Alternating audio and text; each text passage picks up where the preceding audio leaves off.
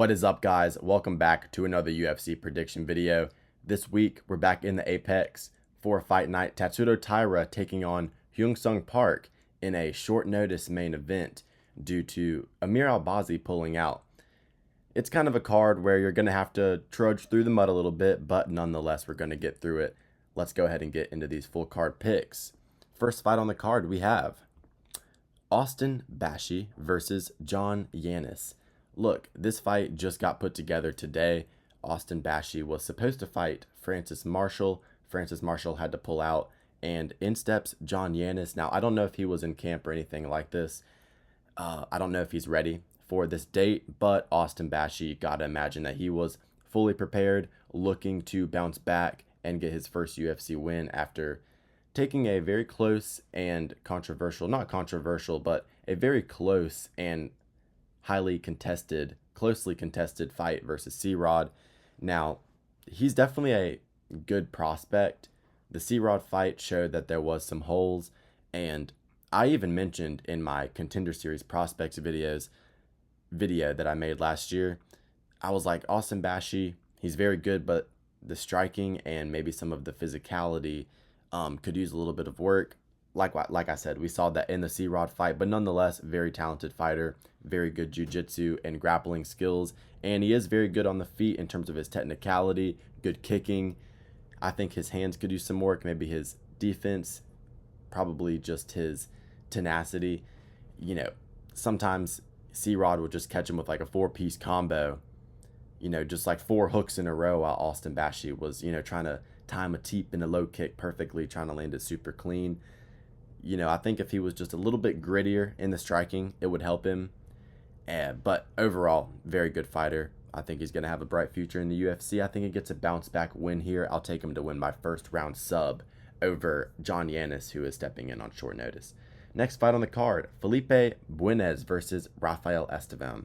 I'm going to take Rafael Estevam to win this one by decision. Well-rounded fighter overall. Decent grappling as well.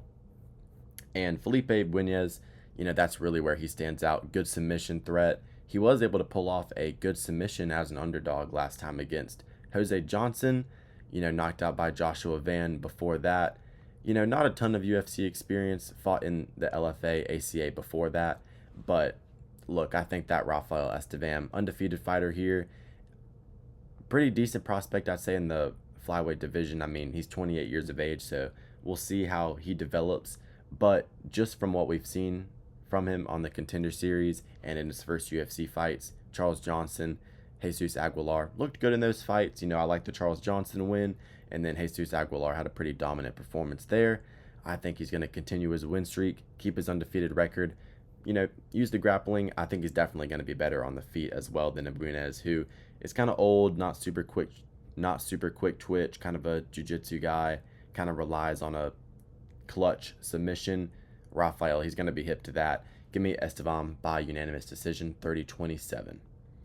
Next fight on the card, Rodolfo Vieira versus Tresean Gore.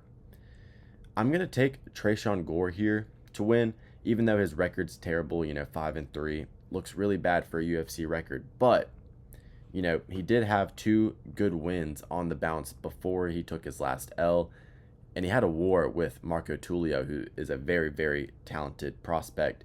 And, he was not being super competitive with him, but he was definitely having a lot of moments, landing big, powerful shots. And Tulio, had a height advantage, reach advantage. He was faster, way more technical, and way better striking overall than Tresean Gore. And Tresean Gore was still in there, super tough fighter, very, very physically strong, very good athlete, explosive. Good grip strength. He has a crazy guillotine, a standing guillotine. He was able to get 2 wins in a row via standing guillotine against Josh Frim and Anton Turquali. Very low level of competition, but nonetheless, looked all right. The decision loss to Brian Battle doesn't look terrible. In hindsight, got into the UFC off the Ultimate Fighter.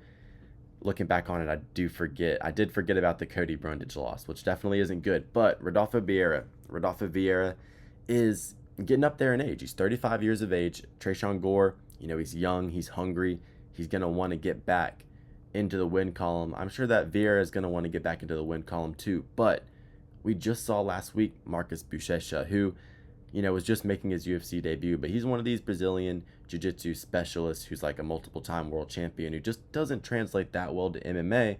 And I think that Rodolfo Vieira has kind of always been that. Now, don't get me wrong, he's gotten his fair share of submission wins in the UFC, but it's always been against lower levels of competition. You look at his fight against Chris Curtis. I think that this fight with Tresean Gore is going to go pretty similar to the Chris Curtis fight.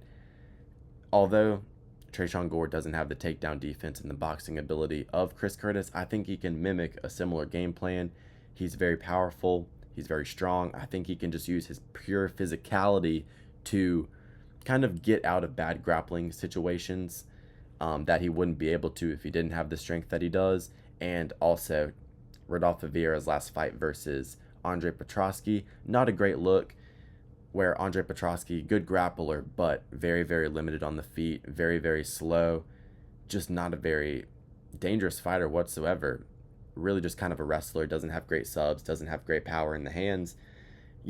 At least with Tresean Gore, you got to worry about the guillotine. You got to worry about big power coming back at you. And he's short and stocky and kind of built like a tree stump. Kind of built like a tire. Just round, bowling ball kind of build like Joaquin Buckley. Now, that didn't help Buckley stopping takedowns versus Kamaru Usman. But I think Tresean Gore, I think he's just going to use the young man's strength and speed to kind of catch Rodolfo Vieira off guard a little bit in this one. And I think he's going to finish him up via second round TKO after landing a big power strike on the feet. So yeah, give me the underdog here, Tresean Gore, to win via second round TKO. Next fight on the card, we have Rinya Nakamura versus Nathan Fletcher. I literally did not want to pick Rinya Nakamura in his last fight versus Murin Gafarov. I kept saying, man, Murin, he's been improving. He has decent grappling overall, and he has good, combinations with the hands. Rinya Nakamura, even though everything looks good on paper, he really just hasn't impressed, all that much. Rinya Nakamura, I believe he was like a gold medalist or won like the U23 World Championships or something like that, or he competed in it. I might have him and Bo Nickel mixed up, but very high level wrestler. But, in the UFC, after coming into the UFC off the road to the UFC, which I just genuinely don't rate that highly, he really has not done anything that impressive. He had a quick finish against Kazama, very low level of competition, and then he had two absolute stinkers against Carlos Veira and Fernie Garcia. Carlos Veira, I completely forgot he fucking question mark kicked Musasa. That was insane. But look, either way, cut to the chase, neither of those wins are very good. And he absolutely stunk those up. Did not have any ground and pound, did not have any subs. And we saw last time out against Murin Gafarov that, on the feet, he's very simple. He's got a straight left. He's got, some power kicks. But other than that, just not a well-rounded MMA fighter. His footwork's not too clean, doesn't seem the most coordinated. Once he gets a takedown, once he gets in deep on a double leg, he's able to secure top position, he does fine. But I don't think he's actually going to be a decent prospect in this division whatsoever anymore. He's 30 years of age at this point. And he's taking on Nathan Fletcher, who did lose his last fight to Colin Loughran. That name is just so fun to say. But yeah, he lost to Colin Loughran last time out. But Nathan Fletcher's a great fighter. He trains with Paddy Pimblett. And, the fucking Scousers, they're tough, laddie. They're tough. And they're going to go in there and they're going to give you a scrap. But I'm actually going to take Nathan Fletcher here, plus 300 underdog. I'm going to take him to beat Rinya Nakamura. Now, look, you go back to the Ultimate Fighter, losing to Konoff Lee is not a good look whatsoever. But in his UFC debut, they still gave him a shot. He was able to get a very good submission over, I think it was like Ramascus or something, very weird name, Ramaska. Ramaska was the dude's name. Nathan Fletcher is a very good submission artist, kind of similar to Paddy Pimblett in the way that he fights, and especially with his grappling ability, his grappling threat. You look at his Cage Warriors career, tons and tons of finishes by way of submission. And I think that Rinya Nakamura, he's always relies on the wrestling. 100%, that's the only thing he's good at. I think that on the feet, Nathan Fletcher is going to be the better fighter. I think that Nathan Fletcher, He's slicker on the feet. He has more techniques. He'll throw a front kick up the middle. He'll throw a couple, jab into a leg kick. He'll throw some multi-shot combinations, cutting an angle, throwing to the body. He'll do some actual basic shit that's not just cross, high kick, cross, high kick. That's pretty much all Rinya does. And yeah, even though he's had some moments in his career where you may question some things, and Kylan Loughran was low-key holding him up against the fence and kind of, tree stump maxing on him, because Kylan Loughran kind of has that tree stump build, short, stocky, similar to Rinya.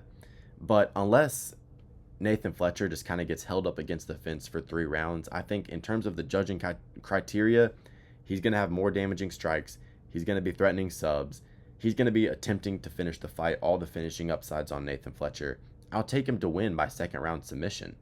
I think he's going to be able to sub up Rinya Nakamura. I think Nakamura, he's going to lose focus for a second, shoot a sloppy shot, and Fletcher's going to wrap him up in a guillotine, something slick, and he's going to tap him out. So yeah, give me Nathan Fletcher round 2 sub, plus 300 underdog.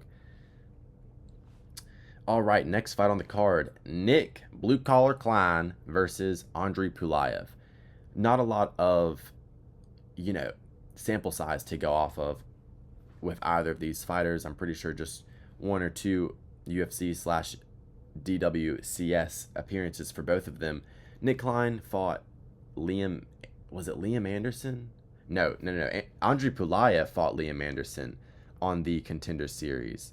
Yeah. Beat Liam Anderson on the Contender Series, and then he fought Christian Leroy Duncan in his UFC debut, and they had an absolute stinker of a fight and lost that fight by decision. Leroy Duncan in Britain, decent level of competition. Nick Klein had a very, very fun fight versus Mansour Abdul Malik, where he dropped him with a spinning elbow and was doing very good in that first round, eventually wilted and got, taken care of in the second. But, he's an entertaining character. He was able to get a round 1 rear naked choke against Geraldo Souza on the Contender Series. I remember he ran over to Dana and he was like, John Jones is the GOAT. He's the best fighter in the world. Hilarious. Definitely an interesting character, Blue Collar Klein. But nonetheless, I don't think he's going to win this fight. He does have some decent grappling, but he really just hasn't shown to be able to extend that grappling pace for 2-3 rounds. I think this fight is going to extend, and when it extends, Pulyaev is the more clean striker. He's overall going to be better, more athletic. He's going to have, better defense, better skills in the clinch. Even when he was in there with Christian Leroy Duncan, was having some moments. It was a slower fight, but technical fighter, a lot more, accurate with everything he throws. I think the significant strikes are definitely going to be in his favor. And even if Nick Klein, gets him down with a, crafty backwoods takedown at the end of a round or something like that, I don't see him finding a sub on Pulyaev. I think it's a level of competition that he just genuinely isn't used to. So even though Pulyaev is not super high level, I'll take Pulyaev to win this fight via unanimous decision, 29-28. Next fight on the card, Danny Silva versus Kevin Vallejos. Kevin Vallejos, a lot of people are aware of him at this point, even, people outside of the very, very hardcore MMA fan base. Kevin Vallejos, very good fighter, made his UFC debut just a few months back, I believe, and absolutely stained Choi with a beautiful overhand right. Fights very similarly to Ilia Topuria. Fought on the Contender Series twice. The first time took his only career loss to John Silva in a very competitive 29-28 decision. I think it may have even been a split decision, but very close fight with John Silva. That shows you his level.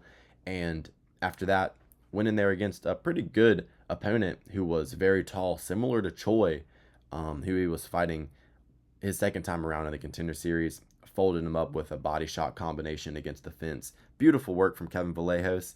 Look, he reminds me of like a Ryan Garcia in MMA. The hand speed is insane. Good head movement, just great boxing ability overall. I think we saw in his fight with Gene Silva, struggled a little bit with the kicks and was a little bit stationary at times, but I think we have definitely seen him improve those parts of his games. those parts of his game recently in his fights, because obviously it's not a John Silva that he's in there up against, but these guys have been kicking him. They've been using those long rangey attacks that John Silva did have some success with in their fight against him, and he's been doing very good, with his kick defense, rhythm stepping in and out to be able to counter kicks with the hands. Very, very good work. Danny Silva, good fighter, 10-1. And he has had some impressive performances. I believe it was, his win against Angel Pacheco on the Contender Series. I remember that one. Good performance there, but since he's been in the UFC, the performances haven't really been that great. Split decision versus Josh Kulabau, I really don't rate that, and not even a memorable fight, to be honest. And then his split decision versus Lucas Almeida, who, is a very, very simple kickboxer for the most part. Older as well, nowhere near the power in his hands or the speed of a Kevin Vallejos. And they went to a pretty competitive decision where Danny Silva kind of just had to get really gritty on him, close the distance, not let him operate at range. If he tries to close the distance here against Kevin Vallejos, he's getting knocked out. And that's what I'm going to pick. I'm going to pick Kevin Vallejos to win via first round TKO. Overhand right, very, very similar style to Ilia Topuria. And unless you're going to show me something at range or with the grappling to be able to counter it, Danny Silva has not. I can't pick you to win. So, yeah, I'm going to take Kevin Vallejos to win. Nasty inside pocket boxing counter KO against Danny Silva as he tries to close the distance, he's going to try to make the fight gritty and, dirty, not let Kevin Vallejos just touch him up with the jab and set him up clean. Because, Danny Silva, he just doesn't have great kicking, doesn't have great grappling. It's going to be predominantly a boxing match. Kevin Vallejos is going to win that every single day of the week. Very good prospect here in the 145-pound division. And, I think he continues his run with another first-round TKO. Next fight on the card, Neil Magny versus Alezu Zaleski dos Santos. Neil Magny, how many times has he gotten folded into a pretzel recently? Let's check. 37 years of age, but let's not act like he isn't the GOAT. I mean, he has the most wins in welterweight history. Carlos Prates, Michael Morales, Ian Machado, Gary, Gilbert Burns, Shavkat. Man, he's been finished up and brutalized a lot recently. The Mike Mallet win, I still can't believe he won that. Beat Phil Rowe. That win's aging decently. The sub win over D-Rod. His last 3 wins are honestly aging so well. D-Rod, Phil Rowe, and Mike Mallet. Neil Magny's a crafty vet, man. People forget. And, Zaleski dos Santos took a very, very bad TKO loss last time out versus Chidi. Man, Chidi sent that knee directly through his head. Easily disposed of a short notice. Zach Scrogan before that. Took a loss to Randy Brown in a close fight and a draw to Renat Fakhretdinov before that. Beat Umar Nurmagomedov. Abubakar Nurmagomedov. And, we know the deal with Dos Santos. Been around a long time. Capoeira kicks, good striking, solid grappling, and BJJ game as well. Neil Magny, been around forever. Literally everybody at welterweight has fought Neil Magny at some point. You have the Neil Magny test. And been floating around in the welterweight division and just outside of the rankings for a long time. I mean, obviously not anymore, but the point is that he's fought everybody that's been ranked at welterweight for the last 10 years. I mean, the dude has so much experience. He's crafty, he's got a long rangey jab, he's got long rangey kicks. He can mix in the grappling a little bit, stink it up in against the fence. He's very good at lulling you into a stink battle.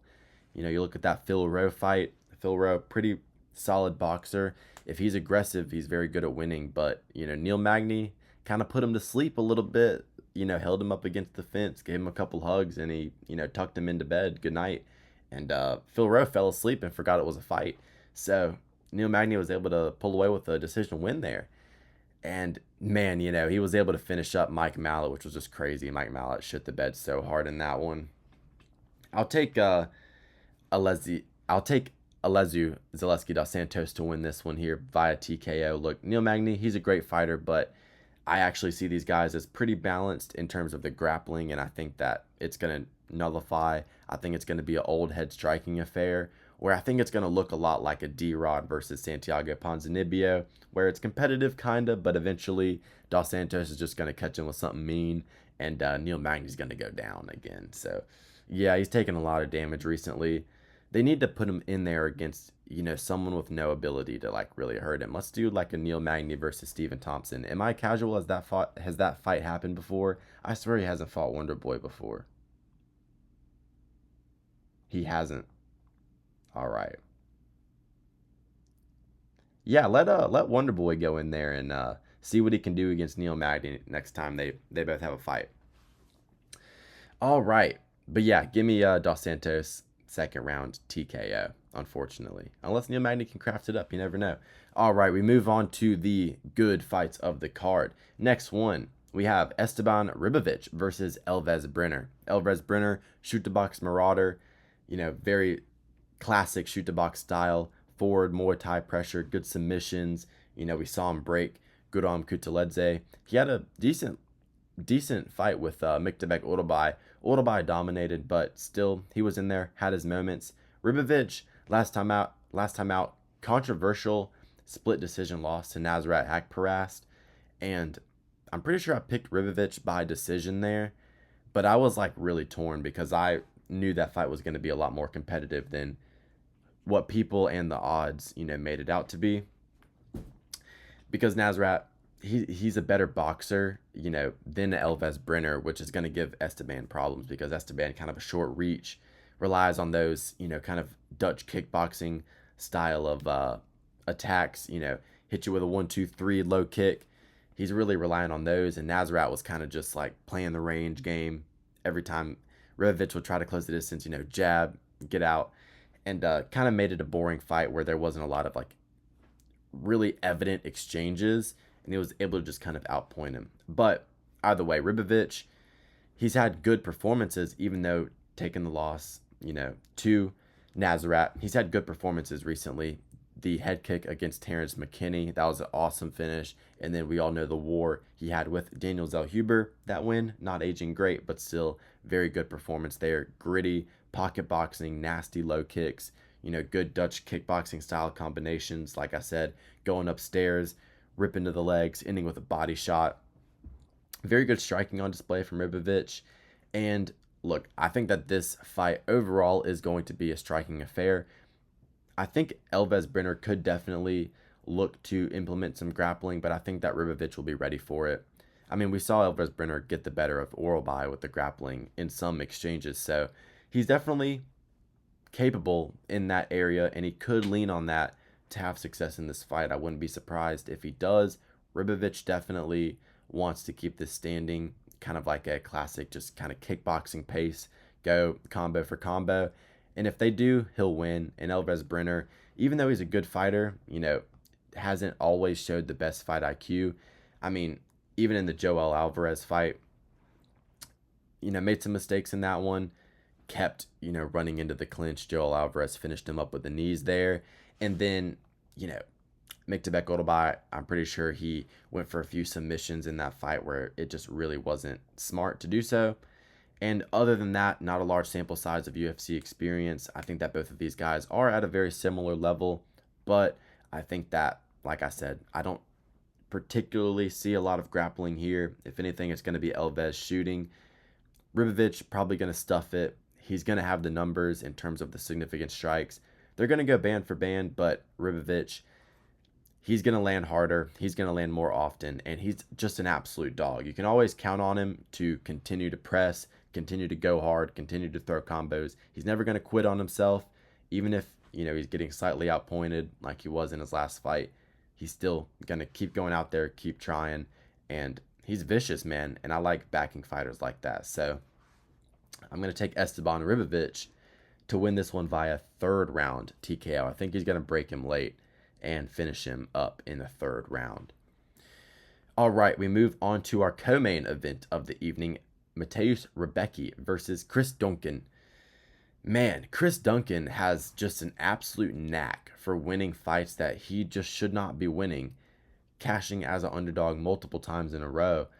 Jordan Vucinic, he was a huge dog there. I'm pretty sure that fight actually opened a pick'em. Jordan Vucinic was like minus 125 and steamed to like minus 300. And Chris Duncan, cashed as a dog there. Duncan was also a slight dog too. Balaji Oki was able to catch him in the same guillotine that he caught Vucinic with. And he's had some decent work under the UFC banner. TKO win over Charlie Campbell. Pretty solid win there. Win over Yannis Moose. Broke his arm with a kick. Solid, performance there against a underrated fighter in Yanal. I always look back to that Borshev TKO though, because Slava Claus on the Contender Series absolutely knocked Chris Duncan's head off. And, I look back to that when I pick against Chris Duncan quite often, but he really hasn't shown to get hit with significant strikes all that much recently, except for in that fight with Manuel Torres where he did get dropped and finished up. And look, Chris Duncan, he always seems to fucking find a fluky way to get it done, and he's a good fighter, well-rounded everywhere, trains at ATT, nasty submission game, solid kicks, Scottish chin. He's pretty freaking tough. You really got to like clean him with a perfect left hook, or you got to choke him out cold to get him out of there. And you look at the losses that he does have, Borshev, Manuel Torres, those are great fighters. Mateus Rebecki was on a very, very impressive win streak until he ran into Carlos Diego Fajeda. Didn't get fraud checked, but, really let a lot of people down that, had money on him in that spot, that were ranking him as a prospect, and, broke in the third round, got finished up. And then I know personally for me, I highly, highly underrated him going into his fight with Miktabek Orbay. And then they went in there and had the fight of the freaking year. And yeah, I have to pick him just based on beating Orbay because I rate Orbay so much. And Rebecki went in there so improved from the Diego Fajeda fight. Because, in the Diego Fajeda fight, Radzhabov fight, in the past fights that we've seen from Rebecki, short, stocky, solid, power shots on the hands, with the hands, solid power shots with the hands. And, with his footwork, he sets his shots up pretty nicely. We never really saw the gas tank until the Carlos Diego Fajeda fight, though. That really did put some asterisks around his name, especially leading into his next fight with a pressure guy like Orbay, who always pushes a heavy pace. We knew that Rebecki had, good hands, solid submission game, and finishing potential, but I just saw a much, much improved fighter in that Miktabek Orbay fight because Orbay, I just rate him so much. I genuinely think he's going to be a top 5 lightweight eventually, but Rebecki was stuffing takedowns. He was having success in the grappling. He was out-muscling Orbay at times. Orbay has ridiculous durability and toughness. Rebecki was dropping him in the third round, broke his fucking orbital bone. He broke his orbital bone with a nasty, brutal left hook on the eyeball that Orbay went into about 30 times. Rebecki's footwork was on point. I know that we always break down the X's and O's, and sometimes we overanalyze these MMA fights, but he was literally winning the outside foot battle, was doing really good in that southpaw versus orthodox open stance battle against Orbay, and was winning the lead foot battle every time, landed some nasty, nasty counters. His pace, his conditioning looked well improved. Orbay was even hitting him with some front kicks that Diego Fajeda was using to kind of gas out Rebecki in their fight. Orbay was using those front kicks. Rebecki was defending well. He was staying out of the range of them. He wasn't letting those types of strikes get to him and affect him badly. And, even where he was getting out grappled a little bit at the very, very end of the third round versus Orbay, he was still being tough, still in there landing. And, I can't pick him. I can't pick against him after that type of performance against a guy like Orbay, where Chris Duncan, it seems, where he has kind of been relying on a lucky guillotine.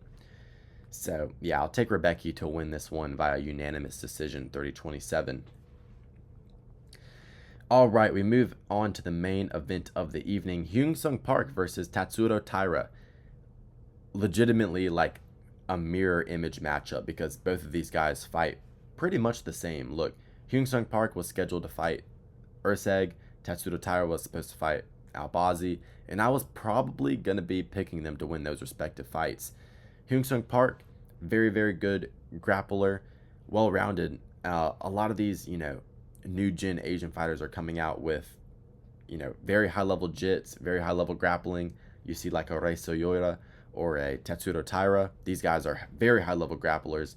The striking could use a little bit of work, but Hyun-Sung Park seems to already be putting a little bit of that. He's putting that kind of together. The takedowns are elite. He's got great grappling, and the striking seems to be solid as well.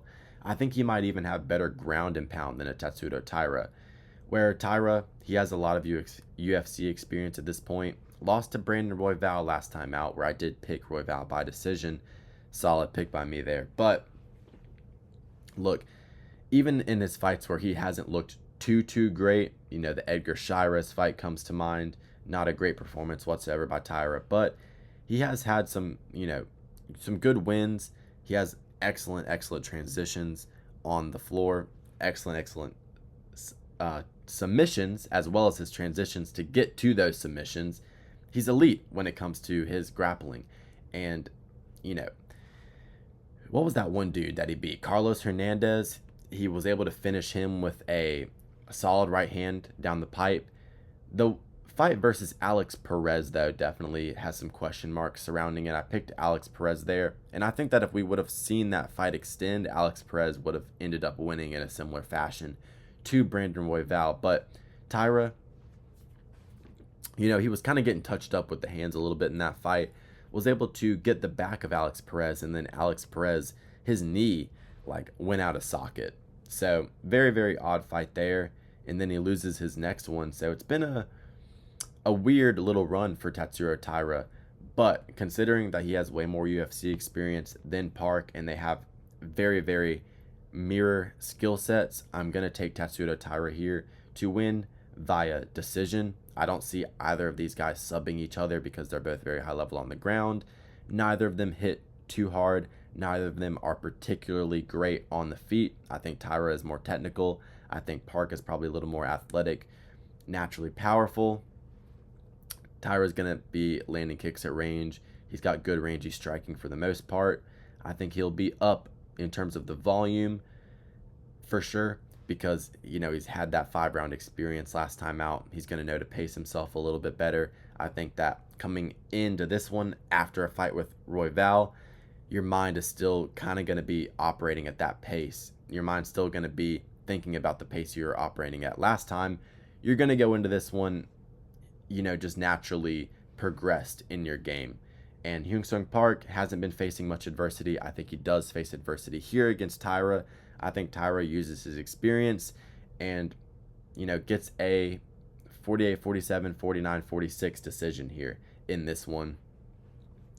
And yeah, it's just going to be a situation where he's a little bit better than Park everywhere, but they're going to be evenly matched. Other than that, probably going to be a lot of mutual respect in this one.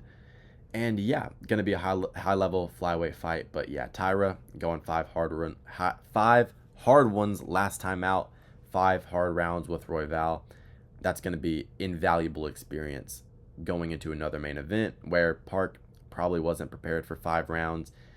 He thought he was only going to have to do 3. So yeah, give me Taira via conditioning. If you guys enjoyed the video, leave a like, comment, subscribe. That would mean a lot to me. I appreciate it very much. Enjoy the card this weekend and have a great rest of your day.